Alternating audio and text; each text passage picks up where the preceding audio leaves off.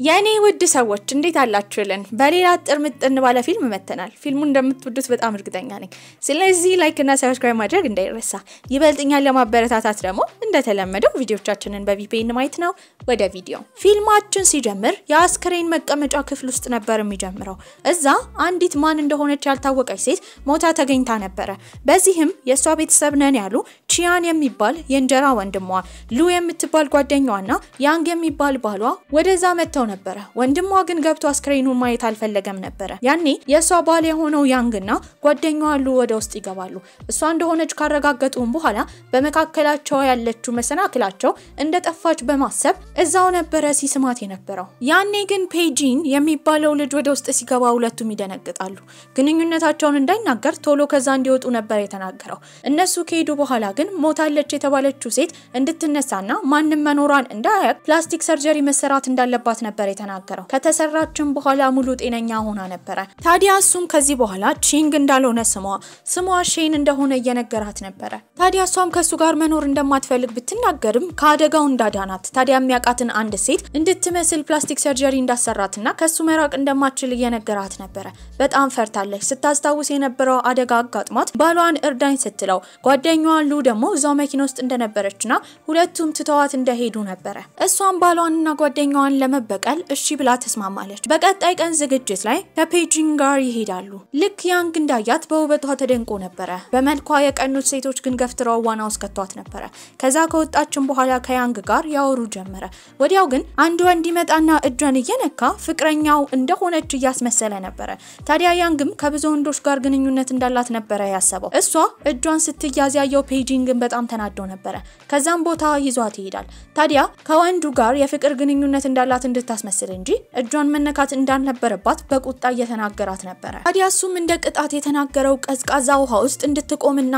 በውሃው እንድትቀዘቅዝ ነበር ታዲያ እሷም ይሄ የበቀል ነገር በሚያበቃበት ሰዓት ከዚህ ቤት እንደምትወጣ ብትናገርም እንደማይፈቅድላትና የሱ እንደሆነች በንዴት እሷን በመሳም ነበር ሲናገር የነበረው ያንግም ስለሷ ያጣራ ነበር የፔጂን ተላላኪ እንደሆነች ባወቀበት ጊዜ ፎቶ የሚያነሳሳው ልኮ ነበር አንድ ፎቶም እሱ ጋር ይደርሳል ከሌላ ወንድ ጋር ሆቴል ውስጥ በነበረችበት ጊዜ ነበር በዚህም ብዙ ወንዶች ባጠገቧ ያሉ ሴት እንደሆነችና ፔጂንን ለማጥመድ እንደምትረዳው እያሰበ ነበር ይሄን ፎቶ ደግሞ ራሷ በመታይበት ሰዓት በጣም ትናደዳለች ፎቶሾፕ ቢሆንም እንደዚህ አይነት ነገር ውስጥ ግን መግባት አልፈለገችም ነበር ታዲያ እሷም ይሄን ፕላስቲክ ሰርጀሪ ሙሉ ለሙሉ አስወግዳ በቀሉ በሚያበቃበት ጊዜ ወደ ራሷ ፊት እንደምትመለስ እየተናገረች ነበር ከፔጂን ጋር ራሱ መሆን ጭራሽ አትፈልግም እሱም ወደ ሆቴል ሄዳ እንድታድር አንድ የሥራ ባልደረባውን እንደምታገኝ ነበር ይነገራት ያኔ የመጣው ያንግ ነበር ታዲያ እሱም ወንዶችን እየተጠቀመች ብዙ ገንዘብ እንደምታገኝ እንደሚያቅ እየነገራት ነበር እሷም አንድ ወረቀት ታሳየዋለች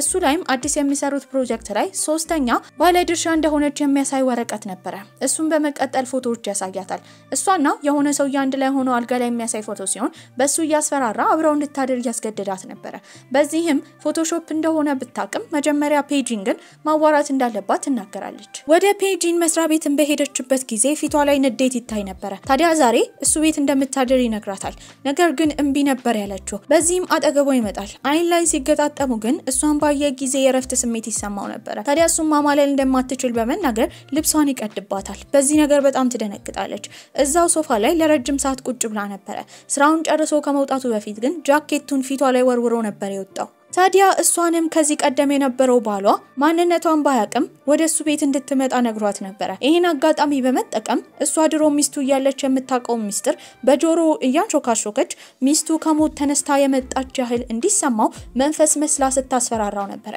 በዚህም የተነሳ በጣም ከመፍራቱ የተነሳ ከደረጃው ወድቆ ግርግዳው መጥቶ ትዛው ራሱን ይስታል ያኔ የሱ ፍቅረኛ የነበረችው የሷ ደግሞ የድሮ ጓደኛ ሉ ወደዛ ትመጣለች በዚህም ካከመቹ በኋላ እሱ ራሱን ከሳተበት ሲነቃ እግሩ ላይ ተኝታ ነበር እሱም በፍርሃት ቺንግን እንዳያት የድሮ ሚስቱን እንዳያት እየተናገረ ነበር እሷ ግን እንዳይፈራና እንደተቀበረች አስክሬኗን ሁለቱም እንዳዩ እየተናገረች ነበር ፔጂን ጋርም በነበረችበት ጊዜ እንደደበራት በጣም ያስታውቅ ነበር ታዲያ እሱ የኔ ነሽ ብሎ ከተናገረ ከሱ ጋር ምንም ማድረግ እንደምትችል እየተናገረች ነበር በዛ ሰዓት ግን እሷ ከተኛች በኋላ እየሄደው ብቻውን ጊዜ መደም ያሳልፍበት ክፍል ነበር እዛ ብዙ ፎቶዎች ተለጥፈዋል ከነሱ መሃል ደግሞ እሷም ነበረች ታዲያ የነዛ ሰዎች ፎቶ ሊበቀላቸው የሚፈልጋቸው ሰዎች ነበሩ ታዲያ ያንግም ሼን የተባለች ሴት እንዳገኘ በተረዳች ጊዜ ሉ ማድረግ ያሰበችው ያችን ሴት በአጋጣሚ እንዳገኘቻት ለማስመሰል ነበር። ከዚህ ቀደም የምታውቃት የልቧ ጓደኛ እንደሆነች አላወቀችም። ሆቴልም እንደተገናኙና ቦርሳዋን እንደጣለች በመናገር የሷን ቦርሳ ካቀያየረች በኋላ የቼንግ ቦርሳ ውስጥ ድምጽ መቅጃ መሳሪያ ነበር የገጠመችው። ይሄንን ነገር ቼንግ አይታ ነበር፣ ነገር ግን እንዳላየ ነበር ስትሆን የነበረው። በዚህም ፔጂንግን ስታገኘው ምንም እንዳያወራና የድምጽ መቅጃ መሳሪያ እንዳላት ትናገራለች።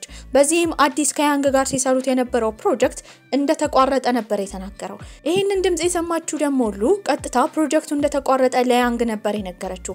ያንግም በጣም ይናደዳል። በመቀጠልም የሄደው የድሮ ሚስቱ ወንድም የሆነው አብሮ ፕሮጀክት የሚሰሩና ከቤጂንግ ጋር እንዲሰራ ሐሳብ የሰጠውን ቺያን ጋር ነበር። ታዲያ ቺያንም ምንም እንደማያገባው ስለዚህ አይነት ነገር ማውራት ያለበት ከቤጂንግ ጋር እንደሆነ ይነግረዋል። እሱ ግን ያን ያመራው ሉ ጋር ነበር። ታዲያ እሷም እንዲሄድና ከዚህ በኋላ የሷ ናይት ክለብ እንዳይመጣ ነበር የተናገረችው። ወረቀትም እንዲሰጠው ታደርጋለች። ያለውን ሀብት ሙሉ ለሙሉ እንዳጣ የሚያሳይ ነበር።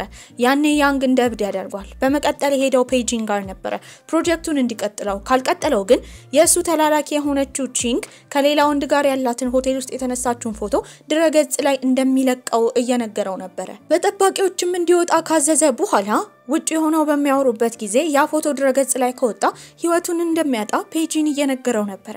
ያኔ ያንግ እሱን ለሞጋት ስለት ያወጣል። አንገቱንም ይዞት ነበር። ነገር ግን ከኋላ የመጣችው ቼንግ ነበረች። እሱንም ትመታውና ፔጂንን ማዳን ችላ ነበር። እሱም ስላዳነችው ያመሰግናታል። እሷም ከዚህ ቀደም ስላዳናት ችግር እንደሌለ እየተናገረች ነበር። ዝናብ እየዘነበ ነው። መብረቅ ስለምትፈራ ግን እሱ ጋር ተሸጉጣ ነበር። በሌላ በኩል ያንግ አንድ ቦታ ታስሮ ነበር የተቀመጠው። ታዲያ እሷ ትገባና ሚስቱ እንደሆነች ነገር እንዲፈራና እንዲደነግጥ ካይምሮም እንዳይሆን ለማድረግ እየሞከረች ነበር። ያንግም ብቻውን የቀረው ያኔ ከሚስቱ ጋር ያፋታችው እኔ ያለውልህ ስትለው የነበረችው የሚስቱ ጓደኛ ራሱ ፊቷን አዙራባት ነበር። በመቀጠልም ቼንግ ስታወራ የነበረው ከፔጂንግ ጋር ነው። ምግብም እየበሉ በመቀጠል መበቀል የምትፈልገው ጓደኛዋ ሉን እንደሆነ እየተናገረች ነበር። እሱ ግን መጠንቀቅ እንዳለባት፣ ምክንያቱም እሷ ተላላኪ ሆና የምትሰራው ለሷ የእንጀራ ወንድም ቺያን እንደሆነ እየተናገረ ነበር። እሷ ግን የእንጀራ ወንድሟን እንደምታውቀው በጣም የዋህና ስስ ልብ እንዳለው እየተናገረች ነበር። ይሄንን ነገር ግን ፔጂን ማመን አልፈለገም። ያንግም ራሱን ከሳተበት የነቃው አንድ ክፍል ውስጥ ነበር። እጅና እግሮቹ ታስረዋል። ያሰረውን ቺያን ነበር። ታዲያ እህቱን ስለጎዳበት እንደማይለቀው እየነገረው ነው። ታዲያ ቺያንም ሼንን ለማግኘት ሄዶ ነበር። ነገር ግን እህቱ እንደሆነች አያውቅም ነበር። በዚህም እሱን አዋርተዋለች። በሌላ በኩል ሉ ደግሞ ቺያን ክፍል ውስጥ የሼንን ፎቶ ስላየች ከሷ ጋር ግንኙነቱ ምን እንደሆነ ጠይቋለች። እሱ ግን ለመናገር አልፈለገም ነበር። ፔጂንም ቤት ሼን እስክትመጣ ቁጭ ብሎ እየጠበቃት ነበር። ታዲያ ወንድሟን እንዳገኘች ትጠየቃለች። እሷ ግን ለመመለስ ግራ ተጋብታ እሱ ሊያገኛት እንደመጣ ብትናገርም እንደ ሁሌ ቅጣቷ ቀዝቃዛ ውሃ ውስጥ እንድትቆም ነበር ያደረጋት። ታዲያ እየተቆጣት ነበር። በዚህም ወንድሟን ማግኘት እንደማትችል ይነግራታል። እሷ ግን የእንጀራ ወንድሟ እስከሆነ ድረስ ምንም እንደማያደርግ ብትናገርም አሁን ያላት መልክና ማንነት ሌላ ስለሆነ በወንድምነት ብቻ ላይ ፈልጋት እንደሚችል ለሌላ ነገር ሊፈልጋት እንደሚችል እየነገራት ነው። በጣም በተናደደ ቁጥር ሲቀርባት ሰውነቷን እንዲነካ እንኳን ፍቃደኛ አልነበረችም። ታዲያ ሼንም ያኔ ድሮ ቼንግ ያለች ከቺያን ከተባለው ወንድሟ ጋር ያሳለፈችውን ጊዜ እያስታወሰች ነበር። ታዲያ እሱም ከሉ ጋር በነበረበት ጊዜ በመንገዱ እያለፈች በመምሰል ሰላም ትለዋለች። ሁለቱን አንድ ላይ ስታያቸው ግን አንድ ላይ እንደሚሰሩ ነበር የተረዳችው። በመቀጠልም ፔጂንግ ጋር ስትሄድ ድጋሚ ቺያንን እንዳገኘች ሲሰማ በጣም ተናዶ ነበር።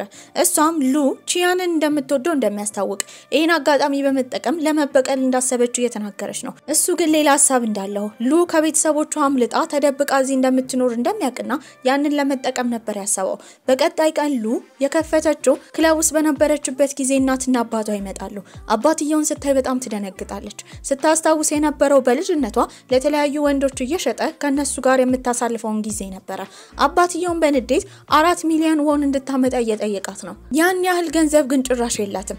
ከሌላት ግን ከአንድ ዶክተር ጋር ማደር እንዳለባት ይነግራታል። በዚህም በጣም አዝና ነበር። አቅም እንኳን የላትም። ለአባቷ ሲሆን ትዕዛዙን ሁላ ታከብር ነበር። ታዲያ ከሱ ሰውዬ ጋር ስታድርም በጣም ደብድቧት ነበር። በቀጣይ ቀን ቺያን ጋር ስትሄድ ሰውነቷ ቆሳስሏል። እዛ ያሉ ሰዎች እንዳለ ያወሩባት ነበር። ታዲያ ቺዬንም ሊረዳት እንደማይፈልግ ተናግሯል። ታዲያ ሼንም ወንድሟ ማግኘት ስለምትፈልግ እሱ ያለበት ዝግጅት ላይ እንዲወስዳት ፔጂንን ጥያቄ ታቀርብለታለች። ብዙ ካመነታ በኋላ ግን ይስማማል። ወደዛም የሄደው አብሯት ነበር። እዛ በነበሩበት ጊዜ ቺያን ልክ እንዳያት እህቱ እንደሆነች ስለማያስብ እንዲደንሱ ጥያቄ ያቀርብላታል። ሁለቱ ሲደንሱ ግን ፍቅራቸው ያስታውቅ ነበር። ይሄንን ያየው ፔጂን በጣም ይናደድና በሌላ በኩል እጇን ይይዛታል። ሉም አሁን ያለችበት ሁኔታ ጥሩ አልነበረም። ታዲያ ከዛ በወጡበት ጊዜ ፔጂንና ሼን እንድትጠነቀቅ ሉ እየተከታተለቻቸው እንደሆነ እየተናገረ ነበር። በቀጣይ ጊዜያቶች ግን በተደጋጋሚ ወንድሟ ማግኘት ትፈልግ ነበር። እሱ ግን ትዕዛዝ ስለማታከብር ፔጂን በጣም ይናደድባታል። እንዴት የሰው ትዕዛዝ ማክበር እንዳለባት ደግሞ እንደሚያስተምራት ይዘትባት ነበር። ምንም እሱ የሚለውን ሳሰማ የመቃብር ስፍራ ቺዬንን ለማግኘት ትሄዳለች። ያ የመቃብር ስፍራ የሷ ነበር። በዚህም እህቱን እንደሚወድ ትጠይቋለች። እሱም በጣም እንደሚወዳት የዋህና ታጋሽ እንደነበረች ስለ እህቱ ጥሩ ነገር እያወራ ነበር። እሷም ወደ ቤት በገባችበት ጊዜ ፔጂን በጣም ሰክሮ ነበር። ሲናገርም የነበረው ነገር በጣም በንዴት ነበር። ታዲያ የእጮኛውን ፊት እንደሰጣት እጮኛው ድሮ ላይ ቺዬንን እንደቀረበችውና እሱን ከቀረበች በኋላ እንደጠፋችበት አሁንም ታሪክ ራሱን እየደገመ እንደሆነ ታዲያ የሰጣት የእጮኛውን ፊት እንደሆነ እየተናገረ ነበር። በዚህም አስገድዶ ሊስማት ይሞክራል። ታዲያ ግን እሷ እስከዛሬ እንደነበረው ዝም አላለችም፣ ትገፈትረዋለች። እስከዛሬ አብሯት የነበረው እጮኛውን እያሰበ እንደሆነ ነበር የተረዳችው። ታዲያ በቀጣይ ቀን ወንድሟንም ባገኘችበት ጊዜ እሷ የምትወደውን ኬክ ነበር ያዘዘው። እሷም ከፔጂንግ ጋር መሆን ስለማትፈልግ ለወንድምየው እህቱ እንደሆነች ለመናገር ተዘጋጅታ ነበር። እሱ ክፍልን በነበረችበት ጊዜ የመጣችው ሉ ነበረች። ሆን ብላ ተለሳልሳ እንደገባች የሱንም ጉድስ ለመውሰድ እንደመጣች እየተናገረች ነበር። እህቱ እንደሆነች አታውቅም። በዚህም ይሄ ሁሉ ነገር የሰለቻት ሼንም እህቱ እንደሆነች ትናገራለች። ያኔ ሉ በጣም ትደነግጣለች። ምክንያቱም አስከሬኗን አይታ ስትቀበር ሁላ ምስክር ነበረችና ለሷ ማስጠንቀቃት ነበር የሄደችው። ሁሉን ነገር እንደምታጋልጣት ነግራታለች። ከዛ በወጣችበት ጊዜ ግን አንድ ሰው መጥቶ መኪና ውስጥ እያለች ራሷን እንድትስት አድርጓት ነበር። እሷም ሉ ነበረች። በዚህም በቁማ እንደምታቃጥላት አስራት እየተናገረች ነበር። እሷን ለማዳን ግን በቦታው መጥቶ ሉን ራሷን እንድትስት ያደረገው ፔጂን ነበር። ስላዳናትም ታመሰግናለች። ታዲያ ለምን በተከታታይ እያዳናት እንደሆነ ነበር የጠየቀችው። እሱም እንደ ስጦታ የአንገት ሐብል ነበር የሰጣት። መቼም እንዳታወልቀው አስጠንቅቋት ነበር። በመቀጠልም እሱን ስትጠይቀው የነበረው ለወንድሟ ማንነቷን መናገር እንዳለባት ነበር። እሱም ወንድሟ አደገኛ እንደሆነና እንዳትናገር እየጠየቃት ነው። እሱ እንደዛ ቢላትም በቀጣይ ቀን ቺዬንን ለማግኘት ወደ እሱ መስሪያ ቤት ነበር የሄደችው። ወደ ቢሮ ስትገባ ግን ያገኘችው የሱን እናት ነበር። እናትየውም ልክ እንደገባች ማንነቷን እንኳን ሳታቅ ትሰድባት ጀመረ። ያኔ ለሷ ለመከላከል የመጣው ፔጂን ነበር። በዚህም የተረዳችው የአንገት ሐብሏ ላይ ያለችበትን ስፍራ የሚያሳይ መሳሪያ እንደገጠመ ነበር። በቀጣይ ጊዜ ግን ለወንድሟ ትክክለኛ ማንነቷን ትናገራለች። ይሄን በሰማበት ሰዓት በጣም ደስ ብሎት ነበር። ነገር ግን ሌሎች ሰዎች እንዳያውቁና እንዳትጠረጠር እጮኛው እንደሆነች ማስመሰል እንዳለባት ነበር ነገራት። እናትየው ሁለቱ እጮኛሞች እንደሆኑ በሰማችበት ጊዜ የነሱን ቤተሰብ መቀላቀል ከፈለገች ከፔጂን ሰራተኝነት መውጣት እንዳለባት ነበር የነገረቻት። እሱ ጋርም ሄዳ እስከዛሬ ተላላኪው እንደሆነች ሰዎች ስለሚያውቁ መልቀቅ እንደምትፈልግ ትነግሯለች። እሱ ግን በጣም አዝኖ ነበር። ቢለምናትም እምቢ ትላለች። ከወንድሟ ጋር ለመኖር ተዘጋጅታ ነበር። ታዲያ ቺዬንም ሉን አግቷት ነበር። ያኔ መኪና አደጋ እህቱ ሲፈጠር እንድትሞት እሷና ያንግ ጥላዋ ስለሄዱ እንደምትከፍል እየነገራት ነበር። እናትየው ግን እሱ ሼንን በማግባቱ ደስተኛ አልነበረችም። እሱ ግን ድርቅ ብሎ እንደሚያገባት ለእናትየው እየተናገረ ነበር። በቀጣይ ቀንም ሼን የሄደችው ፔጂንን ለማግኘት ነበር። ከጀርባ ግን የሆነ ሰው በካሜራ ፎቶ እያነሳቸው ነበር። ታዲያ በቀጣይ ጊዜም ወንድሟ ሲጠይቃት የነበረው ለፔጂን ያላትን ስሜት ነበር። እሷም መጀመሪያ አካባቢ እንዳልወደደችው ከቆይታዎች በኋላ ግን ስለሚያደርግላት ነገርና ከሞት ራሱ ስላዳናት እንደወደደችው እየተናገረች ነበር። ወንድሟ ግን ፊቱ ላይ ሐዘን ይታይበት ነበር። እሷ እንድታግን አልፈለገም። ወደ ቤት በሚሄዱ በት ጊዜ ግን የሱ እናትና ሉ ተመሳጥረው አንድ ነገር ፈጥረው ነበር። ጂንግ የምትባል ልጅ እንደሌለች እንደሞተች የገደሏት ደግሞ ፔጂንና ሼን ተባብረው እንደሆነ እየተናገሩ ነበር። በዚህም እሱ አሁን በሰርጀሪ የተሰራችው ልጅ እህቱ ትሁን አትሁን እንዲጠራጠር አድርጎት ነበር። አንድ ክፍል ውስጥ እውነቱን እስኪያቅ ድረስ ዘግቶባት ነበር። ነገር ግን የተረዳችው በጆሮ ጌጡ አማካኝነት የአቅጣጫ ማሳወቂያ ፔጂን እንደገጠመበት ነበር። ታዲያ የቺዬን እናትን በምታጣራበት ጊዜ ሼን የምትባል ሴት እንደሌለ ተናደደች።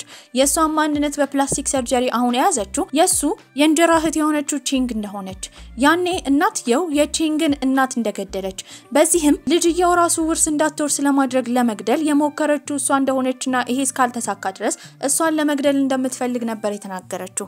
ቺን ግን እሷ እንድትገደል አልፈለገም። ታዲያ እሱ ግን እህቱ እንድትገደል አልፈለገም ነበር። አሁን የያዘችው መልክ የማን እንደሆነ እንደምታውቅ ይጠይቃታል። በዚህም እሷ ለመናገር ግራ ተጋብታ ነበር። ታዲያ እሷ የፔጂን እጮኛ እንደነበረች በዚህም ከጠፋች ጊዜ ጀምሮ ፔጂን እሷን እንዲሁም ቤተሰቦቻቸውን ለመበቀል ሲከታተላቸው እንደነበረና በእነሱ ምክንያት እንደሆነ እንደሚያስብ ነበር የነገራት። እናትየውም እንዳትጎዳት ከዛ ቤት እንድትወጣ አድርጎ ነበር። በወጣችበት ጊዜ እሷን ያገኛት ፈልጎ ፔጂን ነበር። በዚህም ትጮ ጀመረ።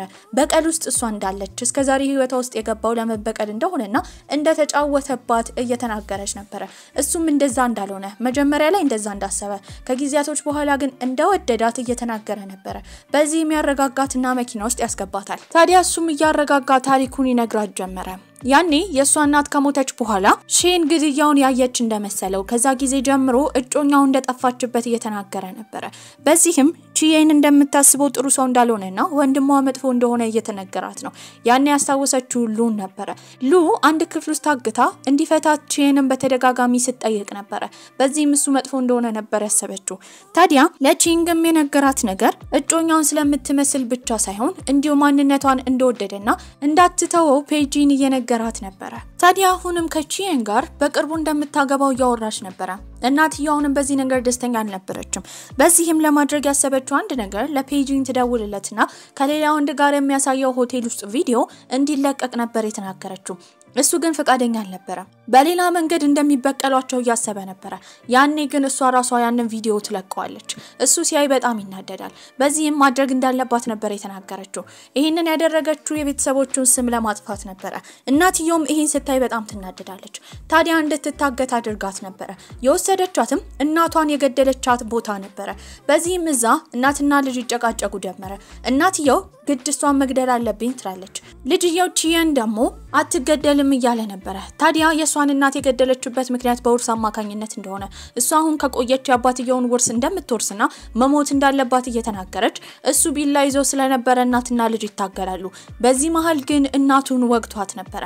ታዲያ ግን ትንሽ እንኳን አላዘነም። ይሄንን ነገር ቺንግ አይታ ነበር። በዚህም እሱ መጥፎ ሰው እንደሆነ ትረዳለች። ታዲያ ሉም ሁሉን ነገር ስለ ቺየን ባህሪ ለፔጂን ነግራው ነበር። ራሷን ከሳተችበት እንደነቃች ቺንግም ስታስመስል አጠገቧ ቺየን ተቀምጦ ነበር። በዚህም እሷን በጣም እንደሚወዳት እየተናገረ ነው። እናትየው እንዴት እንደሞተች ስትጠይቀውም እሷን ልትገላት እንደፈለገች እሷን በጣም ስለሚወዳት ማንም ሰው እንዲጎዳት እንደማይፈልግ እየተናገረ ነው። በተዘዋዋሪ ያወራው ደግሞ ፔጂን በጣም የሚወዳት እጮኛው ሼንን የገደላት እሱ እንደሆነ እሷን የገደላትን ምክንያት ወንጀል ሲሰራ ስላየችው እንደሆነ ተናገረ ነበር። በዚህ ሁሉ መሃል ግን ምንም የእንጀራ እህቱ ብትሆን እሷን ማግባት እንደሚፈልግ እየተናገረ ነው። ከልጅነቱ ጊዜ ጀምሮ በጣም ሲበደልና ሲደበደብ ስላደገ ታዲያ እሱ ሰዎችን የመጫቆንና የመቆጣጠር ስሜት ስላለበት ነበር። ታዲያ እሷን ማግባት እንደማትፈልግ እየተናገረች ነው። በዚህ ግን ሙሽራ ቀሚስ ያለብሳታል። በሰንሰለት እጇን አስሮ እሷን ለማግባት ተዘጋጅቶ ነበር። ያኔ በቦታው የደረሰው ፔጂን ነበር። ሁለቱ ወንዶችም ይደባደባሉ። ነገር ግን ቺየን ስለት ይዞ ስለነበረ ፔጂንን ይወጋዋል። አንዴ ብቻ አልነበረም። ከተወጋ በኋላ ለመደባደብ ሲሞክርም ሁለተኛ ጊዜ ወግቶት ነበር። ታዲያ እሱና ቺንግ አንድ ላይ ተባብረው ቺየንን ከፎቅ ላይ ይወረውሩታል። እሱም ከመሬት ተደባልቆ እዛው ህይወቱ ያልፋል። እሱ ከህይወታቸው ከወጣ በኋላ ግን ህይወታቸው ሰላማዊ ሆነ። የአባቷንም ውርስ ከወረሰች በኋላ ሀብቱ እንዳለ የሷ ሆኖ ከፔጂን ጋር ጥሩ ህይወት እያሳለፈች ነበር። በዚህ ቆንጆ አስተላለቅም ፊልማችን እዚህ ላይ አብቅቷል። ደህና ቆዩልኝ።